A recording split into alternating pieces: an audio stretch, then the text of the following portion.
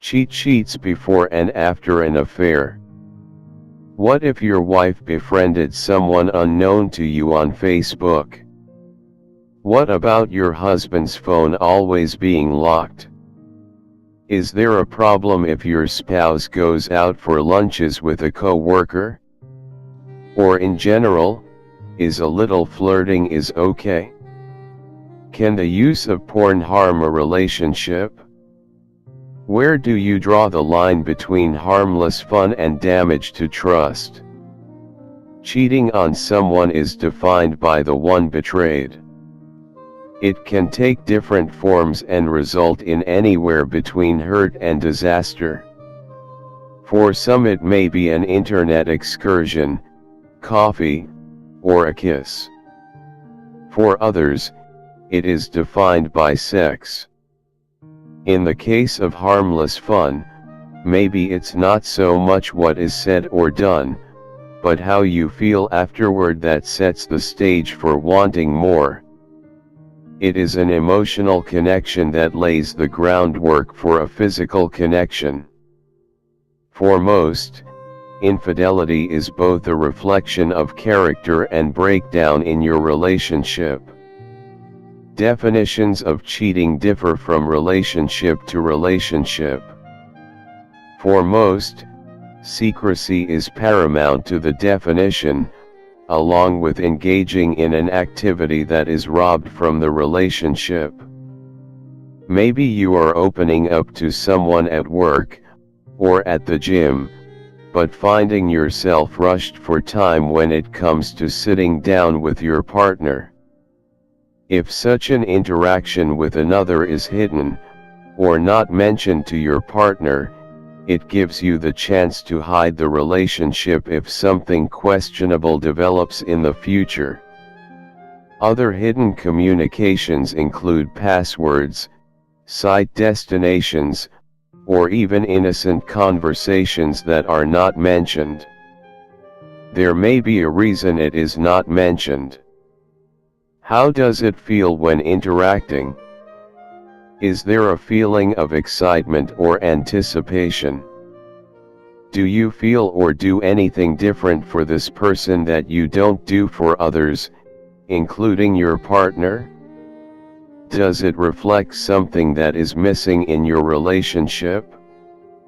Sometimes relationships begin to break down before we realize it. Not being there for your partner can be subtle or obvious, but starts in small ways. Marital researchers such as John Gottman, Carol Rusbolt and Shirley Glass have described steps toward infidelity. A loss of connection starts with less verbal attunements, responses to your partner that lead to your partner feeling cared about or understood. Attuning to your partner can be about trivial topics or your core feelings about the relationship. If an increasing loss of connection is added to inevitable conflict, eventually partners may start withdrawing and withholding true thoughts and feelings to avoid a fight. Meanwhile, a negative view of one's partner solidifies, and one stops looking to the partner to get needs met. If you start sharing these thoughts and feelings with someone else and that someone else is more responsive than your partner, a negative contrast develops. Sometimes that someone else doesn't exist yet, except in your partner's mind. Resentment builds and over time leads to loneliness, low desire, and loss of romance, fun, and adventure. Boundaries are crossed when alternative relationships are not dismissed, thus becoming options. Secrets flourish and someone else becomes tantalizing.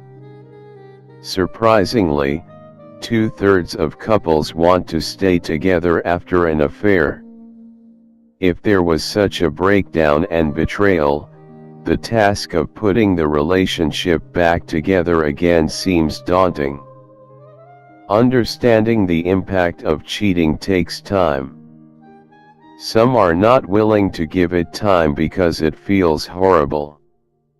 How do you fully express remorse without excessive self-condemnation or recrimination?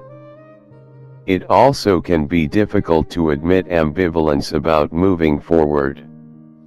Moving forward needs proven structure and planning to address what's missing in your relationship and to rebuild trust. Sustaining change over time is the next challenge. Essentially, lines are crossed when energy is missing from the marriage but found in other relationships, work, hobbies, preoccupations and addictions. On one end of the problem could be the joke or story that repeatedly told to co-workers that gets old by the time you tell your spouse. Or you may be opening up about work or home problems with someone who understands, but the same issue is argued about instead of discussed at home. Flirtation with others may be perceived as harmless but does not happen anymore in your relationship. Finding time for a date night may become challenging, but going out to lunch with colleagues is easy. A boys' or girls' night out can become more fun than alone time with your partner. Fun and adventure are found elsewhere. Work and hobbies can become time-consuming and the relationship can get pushed down the priority list. You have heard of someone who is married to their work, or football widows. You have also heard of alcohol or drug dependence robbing both the person and relationship of life. Relationships are subject to the law of entropy and require a constant influx of energy to counteract its decline. It is a priority based on promises and trust and is measured by the amount of time put into the relationship. To protect the relationship, couples regularly connect with each other through words and actions. They overlook irritations but address resentments, rather than withdrawing from resolving conflict. To resolve conflict, they make requests while caring about the other's needs, allow disagreements rather than criticizing, and generate options instead of insisting on one way of doing things. To build the relationship, they take time to regularly review the positive qualities of the other, guard the time it takes to have fun with the other, and seek adventures. They support each other's dreams. All infidelity starts in the mind before it goes to the heart. This can happen impulsively as in a one-night love affair, but often there is something missing from your relationship that allows this to happen. The more time spent thinking about alternatives to your relationship plants seeds of discontent. An alternative can be another relationship or any time-consuming activity. If there is something missing from your relationship, and this need is met elsewhere, this hidden outlet can take root and supplant your relationship. Barry McCarthy, an expert on extramarital affairs, reported that 20 to 25% of males cross this line, with an average frequency of 6 partners. The reason is not necessarily because the marital relationship is lacking. It often starts impulsively and continues if it involves low maintenance. The infidelity rate for wives was reported between 11 and 15%, and often involves falling in love. 40 to 45% of marriages suffer, but 70% survive. It is helpful to ask, what does the extramarital affair represent in the marriage and what can be learned? The classic song from The Clash, "Should I Stay or Should I Go?" resonates with everyone at some point in their lives. It is especially poignant and painful after infidelity. Many who have experienced the dark world of cheating may initially say goodbye, but actually most change their mind and decide to make it work. This is a tough decision to make. Signs of cheating should be all taken into account before making an accusation. Unless you have proof in hand, it is better to address the already evident, less investment in the relationship and a much greater investment in other activities, personal changes to increase one's own attractiveness, and evasiveness about spending time or money. Cheating is sensational. It is guaranteed to sell the news. It is something that everyone can identify with but is easily judged as betrayal. What is not so easily judged is the small ways that we betray our partners. Gottman says in his book What Makes Love Last, that betrayal is the secret that lies at the heart of every failing relationship. Not being there, not following through, putting the kids or career ahead of the marriage are examples. Gottman describes the deterioration of the marriage leading to an absorbing state of negativity called negative sentiment override. This is the stage in a relationship where one partner cannot do enough to make things right. Even positive attempts fall short or are interpreted negatively.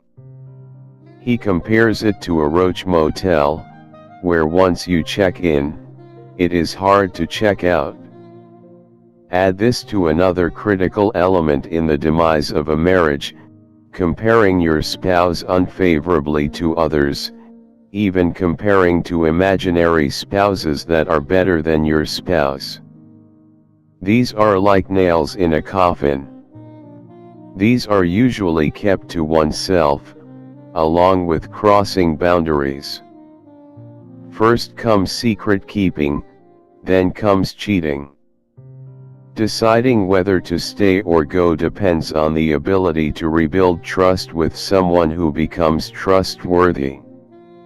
Signs of someone who is changing a character trait is complete honesty, minus the brutal details which cause obsessions, with nothing to hide.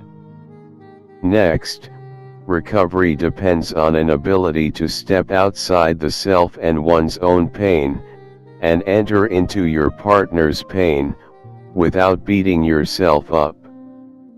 It is the ability to feel what your partner is feeling, and on that basis fully regret your actions and betrayal. It involves making personal and relational changes that benefit both partners that stand the test of time. These changes are determined by essential relational skills, empathy instead of defensiveness, asking for what is needed instead of criticizing, and setting personal boundaries on what you are not willing to do, and at the same time what you are willing to do for your partner. Deciding whether or not your partner is being honest depends on these criteria, along with your own instinct about what your partner is like when he or she is faithful, and what he or she is like when she is not. Although this may be a confusing process, it can be used to decide if he or she is an acceptable risk. Verification of honesty may be required. Finally, there may be need for a clear consequence to future betrayals. Is this painful process worth it?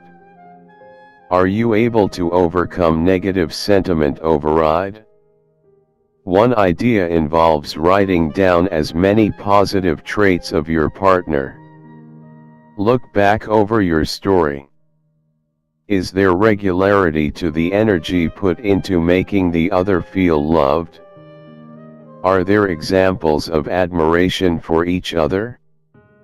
Is it marked by we decisions or me decisions? Is that enough to overcome the pain of recovery?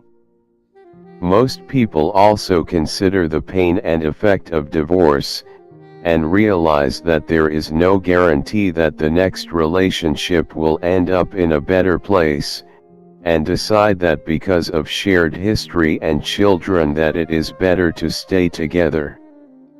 Some researchers find that over time, when all things are considered, the next relationship is not a huge jump in happiness. If trust is unable to be rebuilt though, there is little to sustain a relationship.